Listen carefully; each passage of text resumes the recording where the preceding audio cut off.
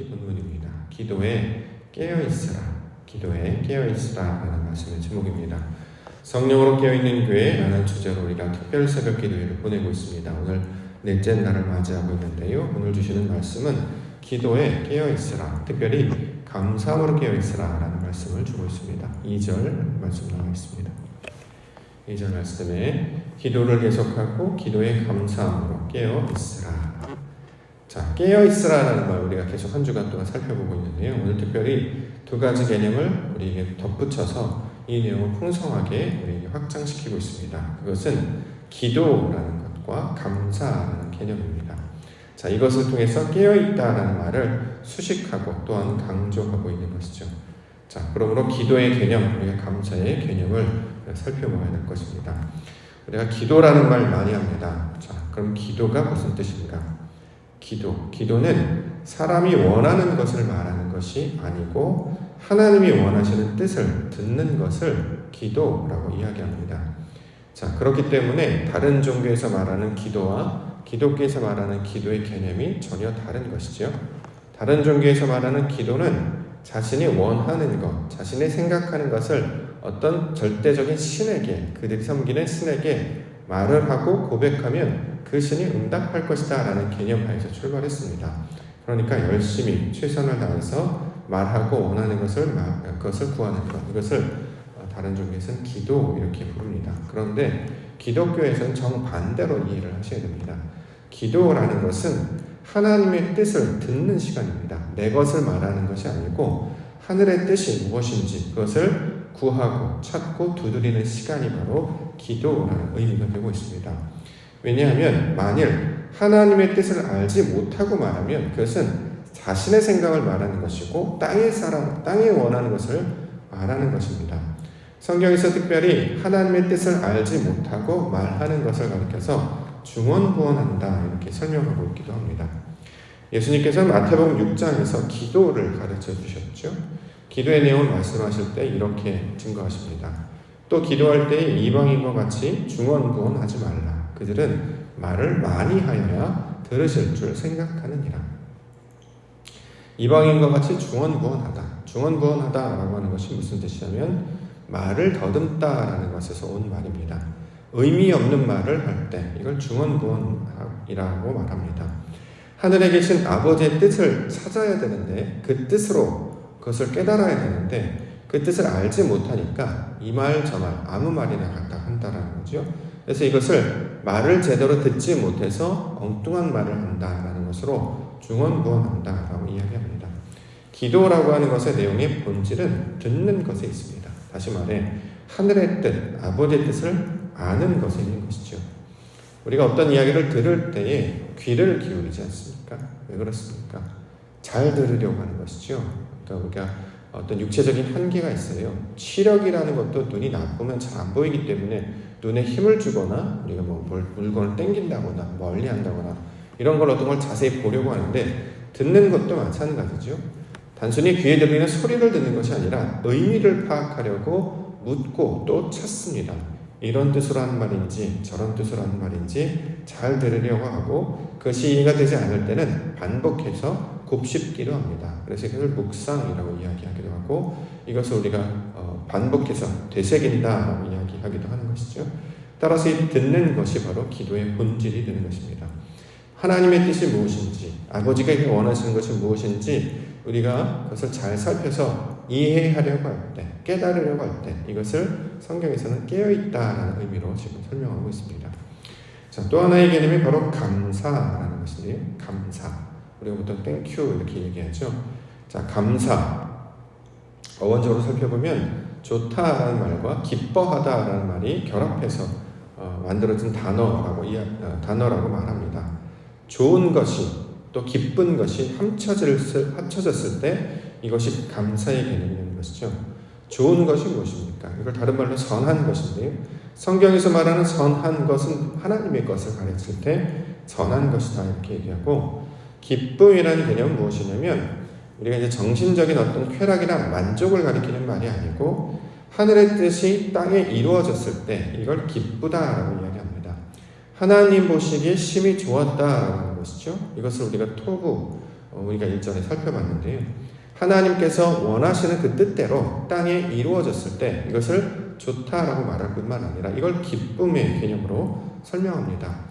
말한 대로 이루어지는 것, 하나님의 약속대로 성취되는 것, 다시 말해 하늘의 뜻과 땅의 뜻이 같아지는 것, 이것을 기쁨의 상태 이렇게 얘기하는 거죠.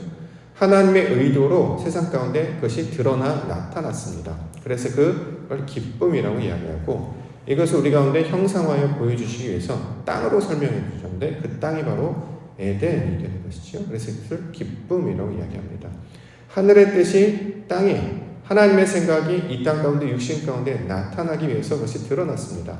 그래서 이것을 약속의 아들 이렇게 또는 말씀의 아들 그래서 이것을 이삭이라고 이야기하기도 하죠. 똑같이 기쁨이라는 뜻을 가지고 있습니다. 즉 아버지의 뜻대로 하나님의 뜻대로 이 땅 가운데 나타나게 되는 것, 하늘의 뜻과 땅의 뜻이 같아지는 것, 아버지 뜻과 아들의 뜻이 같아지는 것, 이것을 기쁨 이렇게 이야기하고 오늘 본문에서는 감사의 개념으로 설명하고 있습니다. 그러므로 감사라고 하는 것은 아버지의 뜻이 아들에게 그대로 동일하게 이루어졌을 때, 아들을 통해서 아버지를 알게 됐을 때, 자, 이것을 감사의 개념으로 좀 설명하고 있는 것이죠. 그렇기 때문에 이것을 깨어있다라는 개념으로 좀 설명하고 있는 것입니다. 2022년도 우리 옥토교회 처럼 두 번째 것이 성령으로 기뻐하는 교회 이렇게 얘기하는데요. 성령으로 기뻐하다, 아버지의 뜻을 온전히 깨닫는 자가 되었다라는 뜻이죠. 그러면 그것을 기쁨의 상태가 되었다라고 말하고 있는 것입니다. 오늘 주시는 말씀, 깨어있는 성도, 특별히 기도에 감사함으로 깨어있으라. 하나님의 뜻을 온전히 그것을 깨달아서 하나님께서 원하시는 그 의도, 아버지의 말씀을 아는 백성이 될 때, 다시 말해 하늘의 뜻이 내 안에 이루어졌을 때 그것을 깨어있으며 기뻐하며 감사함으로 사는 백성으로 설명하고 있는 것이죠. 우리가 이걸 쉽게 적용을 해본다고 하면 먼저 하나님의 나라와 뜻을 구하는 자가 되는 것, 이것이 바로 기쁨의 내용이고 깨어있는 자의 내용이 될 것입니다. 예수님께서 기도를 가르쳐 주실 때 우리 가운데 허락하셨던 너희는 먼저 그의 나라와 의를 구하라, 이 말씀으로 적용하여서 하나님께서 원하시는 깨어있는 백성, 기뻐하는 백성, 감사하는 백성 되시기를 주의로 많이 축원합니다. 내용들 좀 더 살펴보고자 하는데요. 그러면 아버지께서 원하시는 것을 우리가 들어야 되잖아요. 아버지께서 원하시는 것을 나도 원하는 것이 되어야 되겠죠. 자, 그 내용이 무엇인가 우리가 살펴보려고 합니다. 첫 번째는 그리스도의 비밀에 대해서 말씀하고 있습니다. 3절과 4절. 또한 우리를 위하여 기도하되 하나님이 전도할 문을 우리에게 열어주사 그리스도의 비밀을 말하게 하시기를 구하라. 내가 이 일 때문에 내 힘을 다하였노라. 그리하면 내가 마땅히 할 말로써 이 비밀을 나타내리라. 자, 그리스도의 비밀을 말하게 하시기를. 자, 이게 바로 아버지의 뜻이 된다는 거죠. 우리에게 원하시는 아버지의 뜻입니다. 우리의 욕망, 무엇을 가지고 싶다, 무엇이 되고 싶다, 무슨 일을 하고 싶다를 말하는 것이 아니라 그리스도의 비밀을 말하는 자가 되는 것, 이게 바로 하늘의 뜻이다라고 설명하고 있습니다. 자, 그리스도의 비밀을 깨달아서 알아서 이것을 전할 때에 이걸 전도라고 이야기한다는 거죠. 자, 이게 바로 복음의 핵심이 될 텐데요. 그리스도의 비밀, 이것을 우리가 살펴봐야 될 것입니다. 가장 먼저 비밀이라는 개념, 비밀, 감추어진 것이다라는 거죠. 자, 마치 우리가 보통 많이 하는 놀이 중에 하나가 보물찾기가 있습니다. 선생님들이 무언가를 손켜놓으면 아이들이 그것을 막 찾죠. 마찬가지로 세상을 하나님께서 만들어 놓은 비밀의 모습입니다. 감추어졌습니다. 그런데 그 감추어진 것은 완전히 꽁꽁 숨은 것이 아니라 나타내게 하기 위해서, 찾게 하시기 위해서 마치 보물찾기처럼 상품을 주려고, 선물을 주려고 선생님들이나 부모님이 숨겨놓은 것처럼 하나님께서 이렇게 감추어 놓으셨다는 거예요. 그래서 우리가 찾기만 하면, 구하기만 하면 얼마든지 찾을 수 있고 나타나게 한다는 거죠. 이것을 가리켜서 비밀 이렇게 말하고 있습니다. 그 비밀의 핵심적인 내용이 우리가 찾아야 될 것이 그 중심이 그리스도다 이렇게 이야기하고 있는 거죠. 우리가 몇 주간에 걸쳐서 그리스도에 대해서 좀 계속해서 살펴보고 있는데요. 그리스도의 개념을 우리가 늘 기억하고 깨달아야 할 것입니다. 그리스도, 기름 부음이라는 뜻이죠. 하나님께서 구별했다라는 뜻입니다. 어떻게 구별했느냐? 말씀으로 구별했다라는 뜻이죠. 구약에서는 왕, 제사장, 선지자들을 구별한 자의 모습으로 우리 가운데 설명해 주셨습니다. 그들이 다른 이들과 구별된 특징 무엇이냐? 하나님의 말씀을 가진 자들이었어요. 왕도 그렇고 제사장도 그렇고 선지자들도 똑같았습니다. 하나님께서 말씀을 가짐으로 말미암아 다른 이들과 구별하셨는데 이것이 바로 그리스도의 개념이 된다라는 거죠. 그러므로 우리에게 주시는 그리스도의 개념도 하나님의 말씀을 깨닫는 자, 하나님의 말씀과 결합한 자의 모습으로 이 그리스도를 설명하고 있습니다. 누가 그리스도인가를 찾는 것이 이 복음서의 핵심적인 주제잖아요. 누가 그리스도인가 또는 누가 하나님께서 보내신 자인가, 자, 이것을 찾는 것이 중요한 문제였습니다. 사람들은 이 그리스도를 제대로 찾지 못했죠. 왜냐하면 그들이 그리스도의 개념을 알지 못하고 있었기 때문입니다. 그들이 찾는 어떤 그리스도의 개념은 정치적인 메시아를 찾고 있었는데 성경에서 말하는 그리스도의 개념은 말씀을 증거하는 자가 본질이었다는 거예요. 말씀과 결합한 자, 그 말씀을 따라온 자, 이게 바로 그리스도의 본질이었다라는 거죠. 그래서 어떤 인물이 나타나서 하나님의 말씀을 증거하거나 전하면 그가 바로 그리스도가 된다는 거예요. 이걸 찾아야 된다는 거죠. 그래서 교회를 다니면 우리가 그리스도인, 크리스찬이라고 그러는데요. 그 본질이 무엇이냐면 말씀을 깨닫는 자라는 뜻입니다. 하나님의 뜻을 아는 자라는 거죠.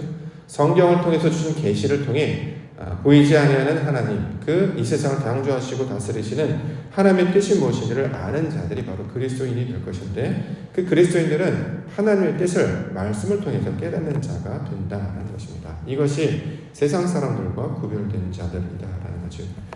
누구에게 그러면 이 그리스도를 나타내시는가? 하나님의 말씀을 자신의 뜻으로 받는 것이 아니라 하나님 아버지의 뜻으로 받는 자들에게 이 일들이 일어나고 있습니다. 예수님께서 이 땅 가운데 그리스도로 찾아오셨을 때에 사람들은 알아보지 못했죠. 왜냐하면 다 자신이 가지고 있는 생각 때문이었습니다. 오히려 자신이 가지고 있는 생각들이 전혀 없었던 목동들이나 또는 동방박사들이나 또는 여인 마리아 이런 자들에게 임하고 있었고, 또 시몬, 안나 이런 사람들이 예수를 그리스도로 발견하게 되었습니다. 자신의 것을 다 내려놓고 오직 아버지의 말씀만을 붙드는 자들 가운데 이 영광이 임하게 됐고, 또 사도행전의 역사를 보면 예수님께서 주셨던 그 말씀의 약속을 붙들고 기도의 자리 가운데 있었던 자리에 성령이 임하게 된 것을 우리가 보게 됩니다. 즉 하나님의 약속을, 하나님의 말씀을 약속으로 붙들고 아버지의 나라와 뜻을 구하는 자들 가운데 이 그리스도의 은혜가 임하게 되었던 것입니다. 그러므로 우리 믿음 가운데 적용을 해본다면 우리가 해야 될 것은 약속을 붙들고 아버지의 뜻이 무엇입니까를 찾는 자들에게 이 일들을 밝히고요 알게 하신다라는 것입니다. 그러므로 가장 먼저 나의 것을 비우고 아버지의 뜻을 찾아서 그 영광을 찾고 하늘의 뜻을 구하는 자가 되는 것이 그리스도의 비밀을 찾고 구하는 자들 될 것입니다. 하나님의 뜻이 무엇입니까? 아버지 뜻이 무엇입니까? 우리가 어떻게 해야 되겠습니까? 내가 나의 뜻대로 하지 않고 아버지의 뜻대로 하여 주시옵소서. 이것이 바로 기도하는 자의 모습이고 깨어있는 자의 모습이 된다는 거죠. 가장 먼저 하나님의 나라와 뜻을 구하며 아버지께서 원하시는 영광, 이것들을 발견하는 은혜가 있기를 원합니다. 두 번째는 지혜로 행하라 이렇게 얘기하고 있는데요. 5절에 나와 있습니다. 외인에게 대해서는 지혜로 행하여 세월을 아끼라. 외인에 대해서는 지혜로 행하여 세월을 아끼라. 외인, 바깥 사람을 가리키는 말이죠. 누구를 가리키는 말일까요? 보통 우리는 이것을 지금까지 비그리스도인으로 이해해 왔습니다. 전통적인 해석 방법은 비그리스도이니까 크리스찬이 아닌 사람들, 믿음이 없는 사람들로 이걸 우리가 보통 해석해 왔는데요. 자, 진리적 관점으로 우리가 말씀을 듣는 연습을 해왔기 때문에 여기서 말하는 외인은 무슨 뜻이냐면 나와 다른 사람을 가리키는 말이라기보다는 그러니까 내 안에 있는 여전히 육신의 본성을 따르는 자를 가리키는 말로 우리가 이걸 받아야 할 것입니다. 그래야 이게 진리가 되지 않겠습니까? 여전히 내 안에 육신적 속성이 남아 있습니다. 마치 바깥에 있는 것처럼 내가 육신적 본성을 자꾸 따르려고 합니다. 사도 바울도 자신의 육신적인 본성 때문에 늘 곤고하다 이렇게 고백하지 않았습니까? 바로 그것을 가리키는 말로 우리가 받아야 할 것입니다. 로마서 7장 25절에 그러므로 내가 한 법을 깨달았노니 곧 선을 행하기 원하는 나에게 악이 함께 있는 것이보다 내 속사람으로는 하나님의 법을 즐거워하되 내 지체 속에서 한 다른 법이 내 마음의 법과 싸워 내 지체 속에 있는 주의 법으로 나를 사로잡는 것을 보는도다. 오라 나는 곤고한 사람이로다. 이 사망의 몸에서 누가 나를 건져내랴. 우리 주 예수 그리스도로 말미암아 하나님께 감사하리로다. 그런즉 내 자신이 마음으로는 하나님의 법을, 육신으로는 죄의 법을 섬기노라. 자, 육신으로 죄의 법을 섬기는 그 상태, 이걸 외인으로 우리가 묘사할 수 있겠다라는 거죠. 그러므로 어떤 육신적 본성이 여전히 남아서 하나님의 뜻을 따르기보다는 자꾸 자기 생각을 가미하려고 하는 것이에요. 이것을 지혜로 행하라라는 말을 주고 있다는 거죠. 지혜로 행하라. 하나님이 주신 뜻, 아버지의 말씀으로 이걸 다스리라라는 말씀으로 우리가 이것을 말할 수 있을 것입니다. 고린도전서 9장 26절. 그러므로 나는 다름질하기를 행방 없는 것 같이 아니하고 싸우기를 허공을 치는 것 같이 아니하며 내가 내 몸을 쳐 복종하게 함은 내가 남에게 전파한 후에 자신이 도리어 버림을 당할까 두려워함이로다. 자, 방향을 잡고 나아간다는 거죠. 자, 이기기를 원하는 자마다 자신을 절제합니다. 향방 없는 것 같이 하지 않습니다. 방향을 두고 나아갑니다. 그 방향은 아버지의 뜻을 이루는 것, 하나님의 영광을 이루는 것이 목적이 되어야 된다는 거죠. 그러므로 지혜로 행한다라고 하는 것은 하나님께서 주신 뜻이 무엇인지를 우리가 분명히 깨닫고, 우리가 둘째 날 살펴봤던 것처럼 하나님이 원하시는 그 뜻이 무엇인지의 방향을 다시 설정하고, 내가 하는 것이 나의 영광을 이루려고 하는 것인가, 아버지의 뜻을 이루려고 하는 것인가를 이렇게 살펴볼 때 이것을 지혜로 행하는 것임을 알 수 있을 것입니다. 왜냐하면 이제는 우리가 말씀을 알기 때문이죠. 아버지께서 원하시는 뜻이 무엇인지를 알기 때문이에요. 그러니까 말씀으로 다스리고 말씀으로 인도함을 받는 것으로 나아간다는 것입니다. 자, 우리가 육신을 따라가지 아니하고 영을 따라가고 하나님의 뜻을 따라가는 자가 될 때에 이것을 외인에 대하여 지혜로 행하는 자의 모습이 될 것입니다. 그러기 위해서 마지막 주신 말씀이 소금에 관한 이야기도 연결해서 하고 있는데요. 6절. 너희 말을 항상 은혜 가운데서 소금으로 맛을 내는 것 같이 알아. 그리하면 각 사람에게 마땅히 대답할 것을 알리라. 소금으로 맛을 낸다라는 표현을 하고 있습니다. 소금, 이 속성을 한번 보시면 소금 무엇이냐면 바닷물에 햇빛을 비치면 드러나는 물질이죠. 소금은 그렇게 해서 얻어지게 됩니다. 빛을 받으면 물질이 생겨요. 이 개념으로 이해를 하셔야 된다는 거죠. 자, 물이 있습니다. 근데 빛을 받아요. 그러면 물이 날아가고 그 안에서 소금이 나타나는 것처럼 우리가 어떤 일을 할 때 빛의 조명을 받아야 된다는 거예요. 물이라고 하는 것은 말씀이라는 개념 아닙니까? 우리가 말씀을 전합니다. 말씀을 깨닫습니다. 그런데 거기에 빛이 임해서 그것들 가운데 나타나는 속성을 깨닫게 하는 것이에요. 그러면 우리의 삶을 통해서 나타나는 것은 진리의 빛을 비추라. 또 하나님의 뜻을 비춰야 된다는 거죠. 나의 의지와 속성으로 나아가는 것이 아니라 하나님이 원하시는 그 마음, 그 진리, 그 빛 안에서 우리의 모든 것들을 행동할 것을 가리키고 있는 말입니다. 그러므로 하나님의 다스림 가운데 나아가면 우리의 말과 행동이 다 그의 영광을 나타내는 길로 나아가게 된다는 거죠. 이것을 마치 소금으로 맛을 내는 것과 똑같습니다. 자, 우리 안에 하나님의 진리의 빛을 드러나게 하셔서 그 속성을 나타내게 하라는 거예요. 그래서 빛의 자녀들이라는 표현을 여기서 하는 것입니다. 우리가 빛의 자녀들이라고 하는 것이 얼굴이 환하다 이런 것이 아니라 진리의 조명을 받는다라는 거잖아요. 말씀으로 인도함을 받는다. 하나님의 뜻 안에서 이것이 무슨 뜻인지를 아는 것으로 나아간다는 거죠. 그러면 말하는 것도 내가 원하는 나의 즐거움, 나의 만족을 위해서 하는 것이 아니라 하나님의 영광을 드러내는 말. 그렇기 때문에 말도 조심스럽게 하려고 하는 것이고 의미 없는 말을 하지 않으려고 하는 것이고 세상 사람들이 하는 것, 세상의 교훈의 풍조들, 그러니까 온전히 깨닫지 못하고 흉내내는 말을 더 이상 하지 않는다는 거죠. 내가 온전히 깨닫지 않았으면, 내가 온전히 이해하지 않았으면 그냥 갖다가 막 쓰는 것이 아니고 하나님께서 우리에게 주셨던 그 말만 하는 자들을 가리켜서 이렇게 지금 표현을 하고 있는 것입니다. 이것을 가리켜서 깨어있다라고 이야기하는 거죠. 좋은 게 아닙니다. 뭐 사람들이 말하는 이것이 좋대, 저것이 좋대, 그게 좋은 것이 아니고 하나님의 것이 좋은 것이죠. 우리가 그것을 세상 가운데 증거하도록 부르심을 받았습니다. 이것을 가리켜서 깨어있는 자의 모습을 설명하고 있는 것입니다. 오늘 주시는 말씀, 기도에 감사함으로 깨어있으라. 다시 말해 하나님의 영광의 빛을 받아서 그가 기뻐하시는 뜻을 따라 아버지께서 원하시는 것들을 드러내는 복성. 자, 이것이 바로 깨어있는 자의 모습이 될 것입니다. 가장 먼저 우리에게 주시는 그 뜻으로 우리에게 말씀 붙잡고 오늘도 하나님의 나라와 뜻을 구하시며 하나님 기뻐하시는 일들을 말하게 하시고 이것들로 대응하게 하시고 이것들로 나를 드러내는 것이 아니라 나는 사라지고 하나님의 영광만 드러내는 자 되게 하여 주시옵소서. 이것을 붙들고 기도 가운데 나아가시는 깨어있으며 기뻐하시는 우리 하나님 백성 되시기를 주님으로 축원합니다. 기도하겠습니다.